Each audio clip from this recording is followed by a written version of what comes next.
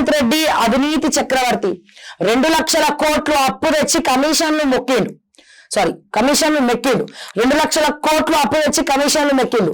తెచ్చిన అప్పులు ఏం చేశారో శ్వేతాపత్రం విడుదల చేయాలి. పోలవరం బనకచెర్లకు ఒప్పుకున్నదే రేవంత్. ఆయనకు ఏపీ సీఎం చంద్రబాబు అంటే భయం. తెలంగాణ జాగృతి అధ్యక్షురాలు బీఆర్ఎస్ ఎమ్మెల్సీ కవిత కేవలం 18 నెలల్లోనే 2 లక్షల కోట్లు అప్పులు తెచ్చి కాంట్రాక్టర్లకు కల్వకుంట్ల కవిత మాతరు నేను రిక్వెస్ట్ చేసేది ఏంటంటే, మీరు రేవంత్ రెడ్డి గారి గురించి మాట్లాడుతుంటే మరి ఏ రకంగా చూడాలో అర్థం కావట్లేదు. ఎందుకంటే బిజినెస్ మీ ఇద్దరికి కూడా బిజినెస్ పార్ట్నర్స్ ఉన్నారు కదా మీరు ఇద్దరు. అండ్ తర్వాత మళ్ళీ వేరే వాళ్ళ పేరు అనేది దాన్ని ట్రాన్స్ఫర్ చేసినారు.